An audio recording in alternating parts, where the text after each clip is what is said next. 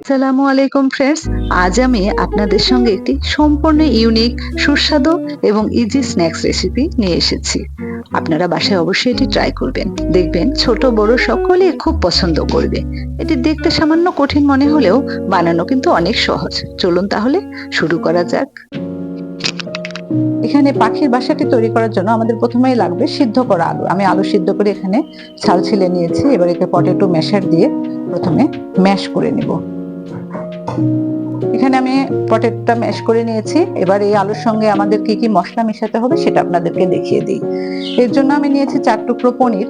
এরকম টুকরো করা পনিরগুলো নিয়েছি, এগুলোকে আমি গ্রেট করে নিব। পনির দিলে স্বাদটাও ভালো হবে, আবার আলুর বাইন্ডিংটা ভালো আসবে। এরপর নিয়েছি 2 থেকে 3 চামচ পেঁয়াজ কুচি। পেঁয়াজটা একটু চিকন করে কুচি করে নিতে হবে। 1.5 চামচের মতো কাঁচামরিচ কুচি। 1 ইঞ্চি আদা আমি এখানে গ্রেট করে নিয়েছি। 2 থেকে 3 চামচের মতো ধনিয়া পাতা কুচি। স্বাদ মতো লবণ দিবেন।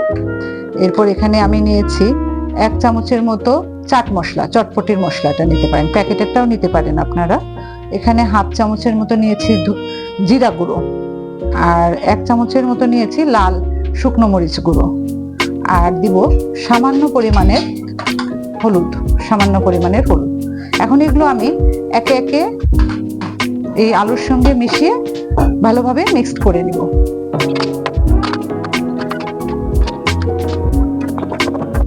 আলুর মশলা তৈরি হয়ে গেল। এটি এখন আমরা এক সাইডে রেখে এবার পাখির বাসায় রাখার জন্য পাখির ছোট ছোট ডিম তৈরি করব।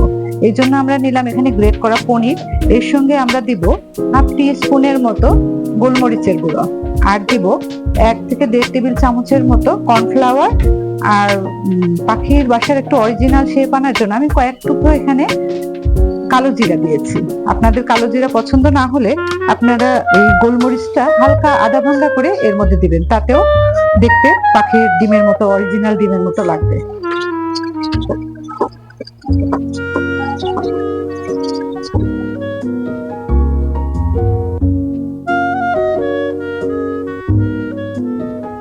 পাখির বাসা তৈরি করার জন্য প্রথমে আলুর এই গোলাগুলোকে ছোট ছোট গোল করে নিয়ে তারপরে বাটির মতো করে শেপ দিব।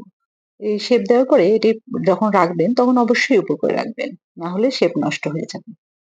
এবার আমরা একটি ঘন মিশ্রণ তৈরি করব। এর জন্য 1/2 কাপ ময়দা, 1/3 কাপ কর্নফ্লাওয়ার, স্বাদ মতো লবণ এবং লাল মরিচের গুঁড়ো দিয়ে সব মিক্সড করে নিয়ে হালকা হালকা করে পানি দিয়ে একটি ঘন গোলা তৈরি করব।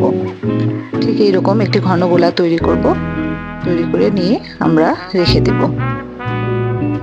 এই বাসাটির অ্যাকচুয়াল লুক দেওয়ার জন্য আমাদের দরকার হবে কিছু সেমাই। আমরা এখানে কুলসন সেমাই নিয়ে হালকা হাতে ভেঙে নিচ্ছি। খুব বেশি ভাঙা যাবে না, হালকা হাতে এখানে ভেঙে রাখছি। আমাদের পাখির বাসা ডিম তৈরি শেষ। এবার ভাজতে চলে যাব। প্রথমে বাসাগুলোকে গোলাতে ডুবিয়ে নিয়ে সেমাইয়ে গড়িয়ে নিয়ে হালকা গরম তেলে ছাড়বো। তেলে ছাড়ার সময় অবশ্যই এটি উপর করে ছাড়তে হবে, না হলে কিন্তু শেপ নষ্ট হয়ে যাবে। এরপর এরকম গোল্ডেন ব্রাউন কালার করে তুলে ফেলবো। এবার পাখির ডিমগুলোকে ছেড়ে দিচ্ছি। এগুলো হালকা গোল্ডেন ব্রাউন করে তুলে নিলাম। আমাদের সব প্রস্তুতি শেষ। এবার ডেকোরেশনের পালা। এর জন্য প্রথমে পাখির নেস্টে নিয়ে এখানে ধনিয়া পাতার চাটনি, টমেটো কেচাপ, আপনারা আপনাদের স্বাদ মতো যে কোনো টমেটো সস দিয়ে সাজাতে পারেন, এবং পাখির ডিমগুলোকে রেখে শেষে ধনিয়া পাতা দিয়ে গার্নিশ করে দিচ্ছি। ব্যাস তৈরি হয়ে গেল। এই কিউট বার্ড নেস্ট লাগছে না দেখতে, একদম পাখির বাসার মতো, সাথে কিউট সেই ছোট ছোট ডিমগুলো। এটি দেখতে যেমন কিউট, খেতেও ঠিক তেমনই মজা। এটি আপনি আপনার যে কোনো পার্টিতে তৈরি করবেন, সবাই আপনার প্রশংসা করবে। যদি ভিডিওটি ভালো লাগে লাইক, কমেন্ট ও শেয়ার করতে ভুলবেন না। ভালো থাকবেন, আমার পাশে থাকবেন, আমার জন্য দোয়া করবেন।